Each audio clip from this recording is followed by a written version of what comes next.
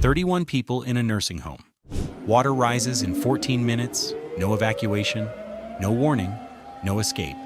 Miyun District, Beijing. July 30th, 2025. China's infrastructure hit a terrible breaking point that authorities tried desperately to hide from international media.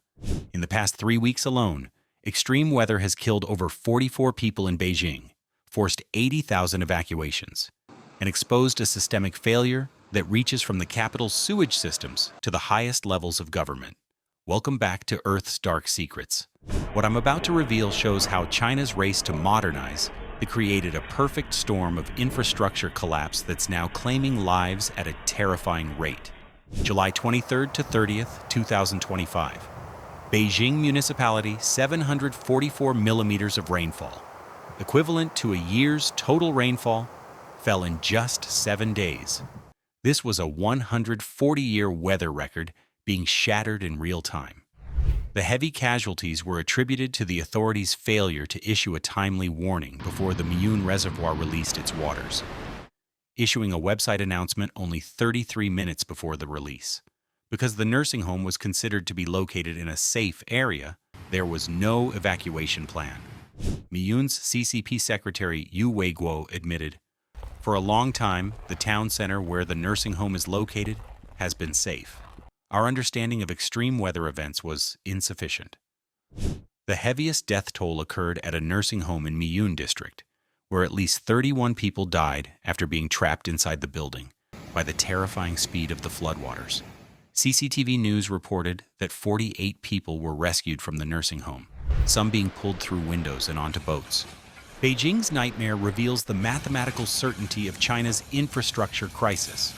The city's drainage systems were designed for historical rainfall patterns, not climate reality. The government built everything wrong, and people are dying because of it. Because Beijing was just the beginning. While international media focused on the capital's casualties, infrastructure failures were cascading across China with lethal precision. August 1st, 2025, nationwide economic impact. While Beijing counted its dead, China's Ministry of Emergency Management released staggering data. Natural disasters affected over 23 million people nationwide in the first half of 2025, resulting in direct losses of 54.11 billion yuan, $7.6 billion. But these weren't isolated weather events scattered across time. They represented a systematic stress test that China's infrastructure was failing in real time. August 7th, 2025. Pattern acceleration. As Beijing's rescue operations continued, meteorological agencies documented something unprecedented. Multiple extreme weather systems were converging on infrastructure networks that had already reached breaking points. The Beijing-Tianjin-Hebei region, as we all know, is China's economic powerhouse, experienced cascading failures as transportation, power, and communication systems collapsed under conditions they were never designed to handle. Every disaster follows the same lethal sequence. Extreme weather event hits infrastructure designed for historical conditions. Systems fail catastrophically. Authorities admit insufficient preparation after people are already dead.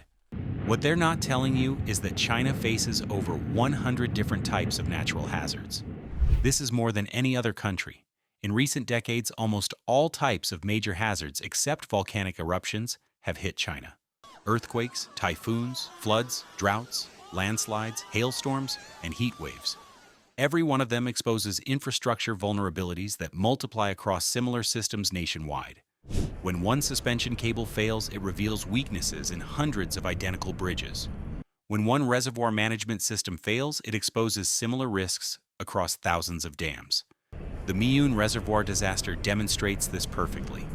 To maximize power generation efficiency, China's dams often pursue very high water storage capacities. Of course, this results in extremely limited reservoir regulation capacity during heavy rains and floods. July 2024 to July 2025. Coastal infrastructure assault. When Beijing was drowning under record rainfall, China's coastal regions faced a different, but equally deadly infrastructure crisis: the systematic destruction of defenses designed for historical typhoon patterns. Typhoon Gaimi in July 2024 killed 22 people and caused extreme flooding across multiple provinces. Not through unprecedented wind speeds, but by dropping rainfall amounts that overwhelmed drainage systems built for smaller storms. If you notice, the pattern was becoming predictable. Modern weather exceeding historical infrastructure design parameters equals mass casualties. But July 2025 brought something worse. Typhoon Dana struck Taiwan before moving toward mainland China, revealing how climate change was turning routine storms into infrastructure-destroying weapons. August 7, 2025.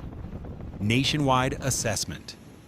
While Beijing was still pumping water from flooded districts, meteorological agencies released classified projections showing that similar extreme precipitation events are statistically certain to hit 11 other major Chinese metropolitan areas over the next 4 months.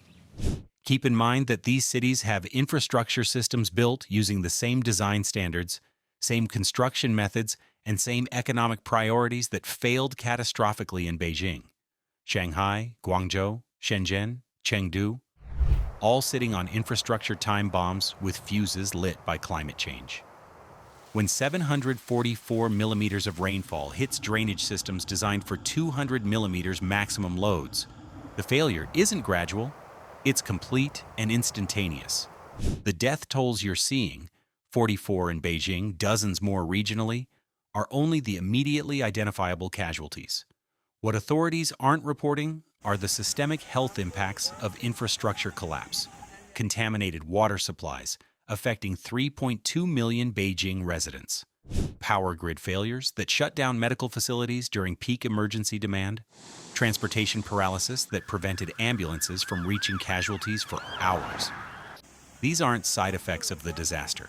They're designed features of infrastructure systems that prioritize economic efficiency over human survival. August 10, 2025. The Hidden Cascade. While international media focused on dramatic rescue footage, China's infrastructure failures were creating cascading economic damage that authorities desperately tried to conceal. The Beijing-Tianjin-Hebei manufacturing corridor, responsible for massive portions of global supply chains, wasn't just flooded. Critical industrial facilities discovered their backup systems, emergency protocols, and structural foundations were all designed for climate conditions that no longer exist. When facilities shut down, you know it doesn't just impact Chinese workers. Manufacturing disruptions cascade through international markets within days, affecting literally everything from electronics to automotive components. So infrastructure collapse as economic warfare, where China's internal crisis becomes everyone else's problem through supply chain dependency. But there's still the most terrifying part. It's rare for Chinese Communist Party officials to apologize for mistakes and shortcomings in their crisis response. The fact that they're publicly admitting failure suggests the situation is far worse than reported casualty numbers indicate. But apologies don't prevent the next disaster. The same officials who approved the failed reservoir management protocols are still in charge. The same construction companies that built inadequate drainage systems are still receiving government contracts. Last year was China's hottest year on record, and 2025 is likely to claim that title as well. China has been experiencing an extreme heat wave since March of this year. By July, 152 observation centers across the country recorded temperatures exceeding 40 degrees Celsius. Higher temperatures mean exponentially more atmospheric moisture. For every 1 degree increase in the Earth's average temperature, the amount of water vapor in the atmosphere can increase by 7%. Climate change isn't gradually making China's infrastructure inadequate. It's turning weather into a weapon that systematically destroys systems designed for historical climate conditions. Meteorological projections show extreme precipitation events matching Beijing's 744 millimeter rainfall totals are statistically inevitable across multiple Chinese metropolitan areas over the next 120 days. The CCP is currently building the world's largest hydroelectric dam project, the Medog hydropower station, near the Indian border in Tibet. When completed, this will be 3 times bigger than the Three Gorges Dam. They're doubling down on the same infrastructure philosophy that just killed dozens in Beijing. Bigger projects, higher capacity, maximum economic efficiency, and identical vulnerability to extreme weather.